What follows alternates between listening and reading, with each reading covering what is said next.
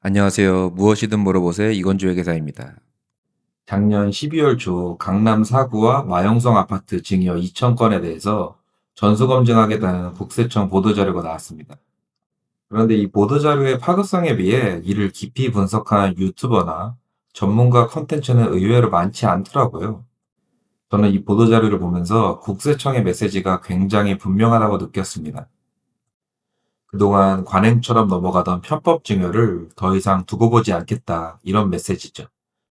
특히 보도자료 본문뿐만 아니라 현장 기자들과의 질의응답 내용을 보면 앞으로의 조사 방향이 상당히 디테일하다는 점이 확인됩니다. 보도자료를 찬찬히 살펴보면 이번 전수검증의 방향이 명확히 드러나는데요. 그동안 알게 모르게 관행적으로 소명만 잘하면 넘어가던 편법 증여 방식들을 정밀하게 보겠다는 의지가 분명합니다. 바로 그 첫 번째 타깃이 부담부 증여입니다. 부담부 증여, 우선 개념부터 설명을 드려야 할 것 같은데요. 간단하게 말하자면 부모가 아파트를 증여하면서 담보대출, 전세보증금 등 채무까지 함께 넘기는 방식입니다. 즉, 아파트의 담보대출 또는 전세 세입자에 대한 전세보증금 채무를 아파트와 같이 증여하는 것. 이게 바로 부담부 증여에 해당합니다. 국세청은 부담부 증여에 대해서 이제 이렇게 묻겠다는 거죠. 자녀가 정말 자기 소득으로 채무를 상환했는가? 형식상 자녀 소득으로 갚았지만 부모가 생활비를 따로 지원해 준 건 아닌가? 과거에는 대출 상환을 자녀 월급으로 하고 소명만 그럴듯하게 하면 큰 문제 없이 넘어가는 경우가 많았습니다. 하지만 이제는 다릅니다. 생활비를 지원하는 거에 대해서 엄중하게 잡겠다는 입장입니다. 현장에서 부담부 증여에 대해 기자가 이렇게 물었습니다. 자녀가 자기 월급으로 대출 이자는 꼬박꼬박 갚고 있습니다. 다만 생활비가 부족해서 부모가 생활비를 조금 도와줬습니다. 이것도 문제가 됩니까? 국세청의 답변은 명확했습니다. 문제가 됩니다. 국세청이 이렇게 생각하는 이유는 간단하죠. 자녀가 대출 갚느라 돈이 없고 부모가 생활비를 대신 내줬다면 그 생활비만큼 자녀의 소득이 보전된 것이고 결국 부모 돈으로 대출을 갚은 것과 같다는 판단입니다. 이제는 생활비는 가족끼리 주고받을 수 있는 거 아닌가요? 그런 인식 자체를 바꿀 필요가 있습니다. 국세청은 그 생활비를 증여로 보겠다는 입장입니다. 이번 전수검증의 또 다른 핵심은 증여자의 재산 형성 과정입니다. 즉, 부모의 재산 형성 과정까지 살펴보겠다는 거죠. 국세청은 단순히 얼마에 증여했는지만 보지 않습니다.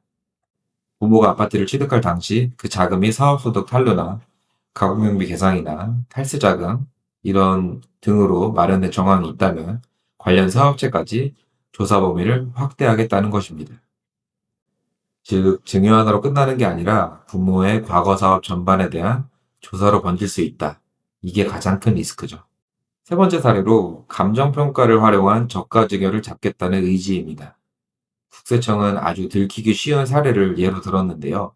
시가 60억에 가까운 아파트를 감정평가를 통해 39억 수준으로 낮춰 증여세를 신고한 사례입니다. 이는 단순한 실수가 아니라 의도적인 저가 신고로 보겠다는 메시지입니다. 감정평가 법인에까지 불이익을 줄 수 있기 때문에 저가 감정평가는 굉장히 조심히 접근해야 되는 것입니다. 국세청은 이런 감정평가를 벗어나기 위해 가족법인을 활용하는 것도 잡겠다는 입장입니다. 가족법인에 증여하는 것으로 많이 쓰이던 방식 중 하나가 아파트를 가족법인, 그 자녀법인에 증여를 하고 이를 기준시가로 평가한 다음에 법인세만 부담해서 이런 구조로 저가 증여를 하는 사례가 많았는데요. 하지만 국세청은 분명히 말합니다. 법인을 이용한다고 해도 증여는 결국 등기부의 기록으로서 남기 때문에 기준시가 신고는 인정할 수 없고 시가로 과세하겠다는 의지죠. 다음은 미성년자 증여입니다. 미성년자는 경제활동을 기본적으로 하지 않기 때문에 증여세 자체를 낼 능력이 없습니다. 결국 부모나 조부모가 증여세, 취득세 등 부대 비용을 대신 내줄 수밖에 없는 구조입니다. 국세청의 관점은 이겁니다. 증여세를 누가 냈는지, 자금 출처가 어딘지, 세율을 낮추기 위해 할아버지가 준 것처럼 위장한 건 아닌지 이 모든 것을 확인하겠다는 겁니다. 증여세 조사가 착수되면 국세청은 계좌 연락권을 갖기 때문에 결국 모두 드러나게 되어 있습니다. 그래서 애초에 미성년자에게 증여할 때는 증여세 부담까지 설계해서 실제 현금이 창출될 수 있는 사업체나 현금 증여를 하시는 편이 좋습니다. 국세청은 분명히 밝혔습니다. 부동산을 편법적인 부의 이전 수단으로 악용하는 행위에 대해 엄정 대응하겠다. 이번 조사가 강남 4구 마영성에서만 끝날 거라고 보기는 어렵습니다.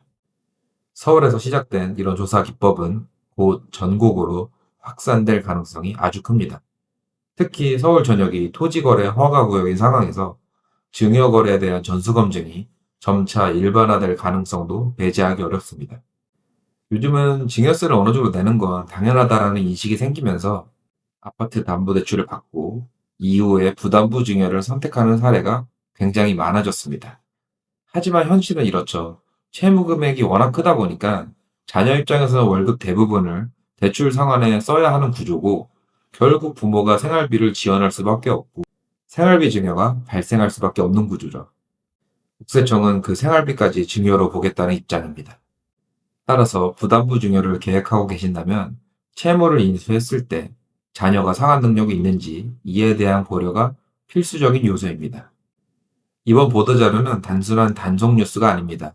국세청의 명확한 방향 선언입니다. 증여를 계획하고 있다면 반드시 실력 있는 세무대리인과 상담하시고 적절한 기간 증여 플랜을 세운 뒤에 구조적으로 접근하시는 것이 필요합니다. 긴 영상 시청해 주셔서 감사합니다. 다음에는 더 빠르고 깊이 있는 분석으로 찾아뵙도록 하겠습니다.